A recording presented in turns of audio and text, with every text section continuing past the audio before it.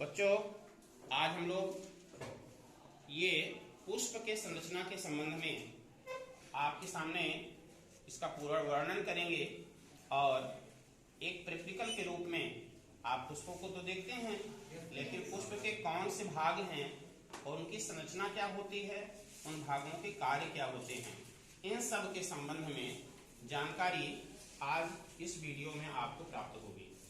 ठीक है, चलो भाई, कौन सा फूल है ये? धतूरा का फूल है ना। इसका वैज्ञानिक नाम होता है धतूरा अल्वा। क्या नाम होता है? धतूरा अल्वा। ये माना जाता है कि शिव जी को बहुत प्रिय पुष्प है ये, इसलिए इसके फूल को और इसके फल को शिव जी को भी चढ़ाया जाता है। ठीक है ना। लेकिन वास्तव में प्रकृति में जो पुष्प होते हैं उनका जैविक कार्य क्या होता है वो अलग है। ठीक है ना। ये पुष्प जो हैं वो जनन इकाइयों को धारण किए हुए होते हैं, अर्थात लिंगी प्रकार के प्रजनन, लैंगिक प्रजनन का कार्य करते हैं। ठीक है। चलिए, तो पुष्प के विभिन्न भागों को सबसे पहले हम लोग समझते हैं। ठीक है।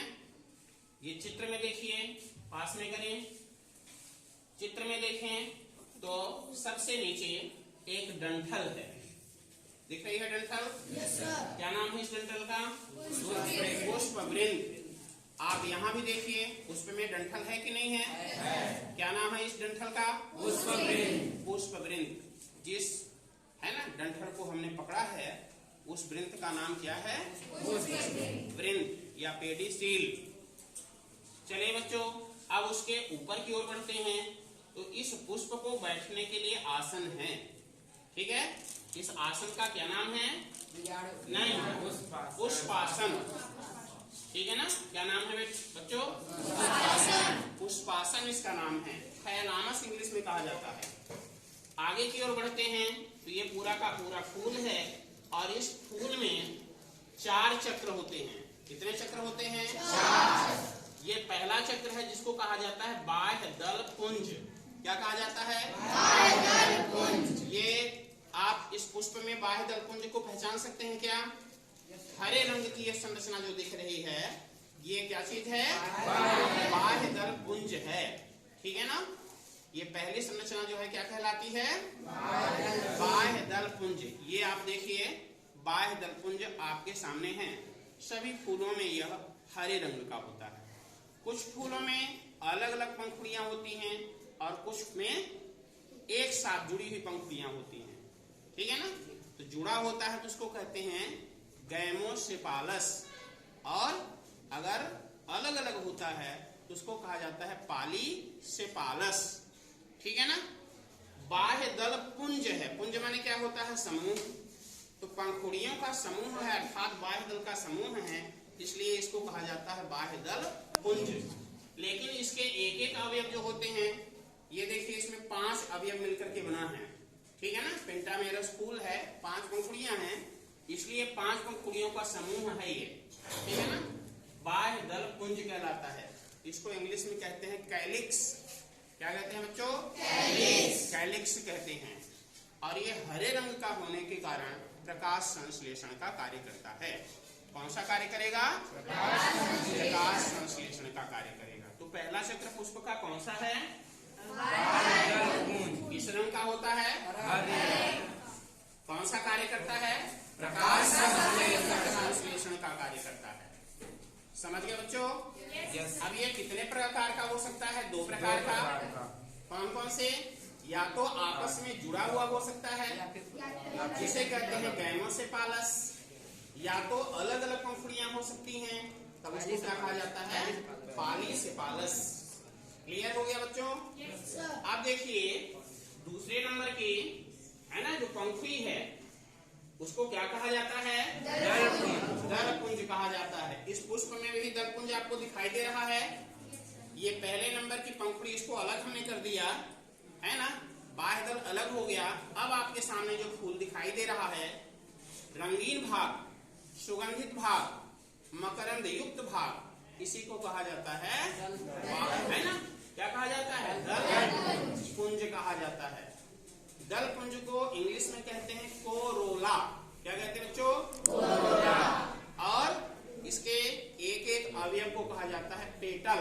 क्या कहा जाता है? पेटल। ये भी दो प्रकार का होता है। इसमें आप देख रहे हो सब आपस में जुड़े हैं ना, इसको कहा जाता है संयुक्त दलीय यानी गैमोपेटालस। क्या कहा जाता है? गैमोपेटालस। लेकिन गुलाब के फूल को जब आप उठाएंगे तो उसकी पंखुड़ियां सब अलग अलग रहती हैं ना, उसको कहते हैं पृथक दलीय या पॉलीपेटालस। क्या कहा जाता है? पॉलीपेटालस। ठीक है, ये रंगीन होते हैं, सुगंधित होते हैं और परागण की क्रिया के लिए कीटों को आकर्षित करने का कार्य करते हैं। समझ में आ गया बच्चों? तो ये दूसरे चक्र का नाम क्या है? दल पुंज नाम है। इसके एक एक अवयव को क्या कहेंगे? दल कहेंगे। क्या कहेंगे? दल कहेंगे। कलर इसका कैसा होता है? रंगीन, अलग अलग फूलों में अलग अलग रंग। ठीक है ना, जैसे गुलाब में आपने पीला गुलाब देखा होगा, नीला गुलाब देखा होगा, काला गुलाबी गुलाब देखा होगा, है ना। धतूरे में आप ये, ठीक है ना, हल्का बैगनी देख रहे हैं, एक ज्यादा गाढ़ा बैगनी भी होता है। ठीक है ना, तो इस तरह से ये भाग जो है वो दल है, सुगंधित होता है, मकरंद युक्त होता है। ठीक है ना, और हमें देखने में आकर्षक लगता है, इसलिए परागण की क्रिया के लिए कीटों को अपनी ओर आकर्षित करता है। ठीक है, कितने प्रकार का होता है बच्चों? दो प्रकार का, संयुक्त दली और पृथक दली। संयुक्त दली को इंग्लिश में क्या कहते हैं? गैमोपेटालस। क्या कहते हैं? गैमोपेटालस। और पृथक दली को क्या कहते हैं? पॉलीपेटालस। ठीक है ना। अब चलिए, दो चक्रों की बात हम लोग कर चुके, अब आप आइए तीसरे चक्र में। ये तीसरा जो चक्र आपके सामने यहाँ पर बना हुआ है, अर्थात ये वाला भाग पूरा है। ठीक है ना, आप चित्र में देख रहे हैं कि परागकोश, योजी और कुतंत्र तीन भागों से मिलकर के यह बना है। ये ऊपर का बड़ा भाग जो दिख रहा है वो क्या कहलाएगा? परागकोश। इंग्लिश में इसको एंथर कहते हैं। परागकोश जो है इस फिलामेंट के साथ जिस बिंदु से जुड़ा है उसको कहा जाता है कनेक्टिव योजी कहा जाता है। क्या कहा जाता है? ये तीनों भाग मिलकर के नर पुष्प कहलाते हैं, और नर पुष्प को हम लोग किस नाम से जानते हैं? पुंकेसर के नाम से जानते हैं। किस नाम से जानते हैं? पुंकेसर। अब बताइए, पुंकेसर के कितने भाग होते हैं? पहला दूसरा और तीसरा। अब चलिए इस फूल में देखिए, इस फूल में भी ये आपके सामने 5 की संख्या में नर पुष्प लगे हैं। ठीक है ना, एक नर पुष्प में देखिए ये सबसे ऊपर वाला हिस्सा क्या कहलाएगा? परागकोश। ये बड़ा वाला हिस्सा क्या कहलाएगा? कुतंत्र। और कुतंत्र परागकोश के जिस भाग के द्वारा जुड़ा हुआ है, ये देखिए नीचे वाला भाग वो क्या कहलाएगा? योजी या कनेक्टिव कहलाएगा। समझ में आ गया बच्चों? अब देखिए, इस परागकोश के द्वारा पराग कणों का निर्माण होता है। किसका निर्माण होता है? पराग कणों का निर्माण होता है। ये पराग कण, ठीक है, यहां से निकलते हैं और यहां आकर के पहुंचते हैं, और ये गोलाकार लगभग होते हैं इस तरह के। ठीक है ना, ये चीज, इसको कहा जाता है पराग कण, पोलन ग्रेन। ठीक है ना, इस पराग कण में 2 नर युग्मक बनते हैं। इस नली के द्वारा दोनों नर युग्मक अंडाशय में आते हैं, और अंडाशय में आने के बाद ये बीजांड है, बीजांड के अंदर मादा युग्मक होता है, निषेचन की क्रिया करते हैं, और निषेचन की क्रिया के बाद अंडाशय से फल बनता है, और बीजांड से क्या बनता है? बीज। अंडाशय से क्या बनता है? बीज। अंडाशय से फल और बीजांड से बीज का निर्माण होता है। तो आपने देखा कि नर पुष्प के कितने भाग हैं? 3। ठीक है, इस पुष्प में तीनों भाग आपको स्पष्ट दिखाई दे रहे हैं। ठीक है, ऊपर वाला भाग कौन सा है? उसके नीचे और ये तंतु है। एक रचना आपको अलग दिखाई दे रही है, ये पुष्प का चौथा भाग है। कौन सा भाग है? चौथा। पुष्प का चौथा भाग है।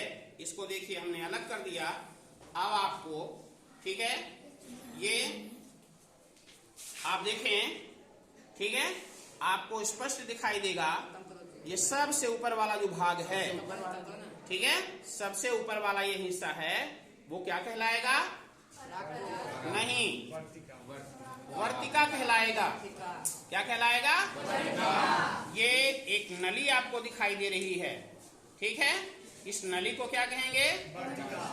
ऊपर का हिस्सा वर्तिका नहीं, वर्तिकाग्र है, स्टिग्मा, वर्तिकाग्र, स्टिग्मा, ठीक है ना। ये नली क्या कहलाएगी? वर्तिका, स्टाइल। और ये देखिए नीचे का हिस्सा एक गुंबद की तरह दिखाई दे रहा है। जैसे मंदिर में गुंबद होता है ना, उसी तरह का गुंबद नुमा दिखाई दे रहा है, ठीक है। चित्र में आप देखें तो ये दिखाई दे रहा है, ठीक है ना। इसमें भी वैसा ही दिख रहा है ना। इसको किस नाम से जाना जाएगा? अंडाशय के नाम से जाना जाता है। क्या कहेंगे इसको? तो अंडाशय से क्या, कौन सी चीज बनती है? फल। और इसके अंदर जो दाने हैं उसको क्या कहा जाता है? और बीजांड से क्या बनता है? बीज का निर्माण होता है। यानी फल और बीज बनाने के लिए पुष्प का होना आवश्यक है। अगर पुष्प नहीं होगा तो ना तो फल बनेगा और ना ही बीज बनेगा। और जब बीज नहीं बनेगा तो नई संतान भी नहीं रहेगी, ठीक है ना। यानी नई संतान को उत्पन्न करने के लिए, नई फसलों, नए पौधों को उत्पन्न करने के लिए क्या जरूरी है? पुष्प का होना जरूरी है, ठीक है ना। आपने देखा एक ही पुष्प के अंदर में नर पुष्प भी है और मादा पुष्प भी है, ठीक है ना। इसलिए ऐसे पुष्प को द्विलिंगी पुष्प कहा जाता है। क्या कहा जाता है? द्विलिंगी पुष्प कहा जाता है, ठीक है ना। और द्विलिंगी पुष्प को ही क्या कहते हैं? प्रारूपी पुष्प कहते हैं। क्या कहते हैं? प्रारूपी पुष्प। चलो बच्चों, अच्छे से समझ में आ गया? ठीक है। परागकण किस चीज से बनेगा? परागकोश से, है ना। परागकोश के अंदर में परागकण बनेगा, ठीक है ना। परागण की क्रिया के द्वारा ये वर्तिकाग्र पर आएगा और वर्तिकाग्र से धीरे धीरे निकलने वाले जो नर युग्मक होंगे, नली से होते होते होते होते कहाँ आएंगे? अंडाशय में। अंडाशय से बीजांड में जाएंगे और बीजांड में कौन बनेगा? मादा युग्मक। कौन रहेगा? उस मादा युग्मक के साथ मिलकर के निषेचन की क्रिया करेंगे। कौन सी क्रिया? निषेचन। मादा युग्मक से नर युग्मक के मिलने की क्रिया को निषेचन कहते हैं। क्या कहते हैं? मादा युग्मक से नर युग्मक के मिलने की क्रिया निषेचन आती है। और निषेचन के द्वारा अंडाशय से क्या बनता है? फल। अंडाशय से क्या बनता है? और बीजांड से बीज बन जाता है। इस तरह से एक पुष्प अपना काम पूरा करता है, एक नए पौधे को उत्पन्न करने का काम पूरा करता है। इसलिए हमें अनावश्यक रूप से फूलों को तोड़ करके फेंकना नहीं चाहिए, ठीक है बच्चों। अच्छे से समझ में आ गया?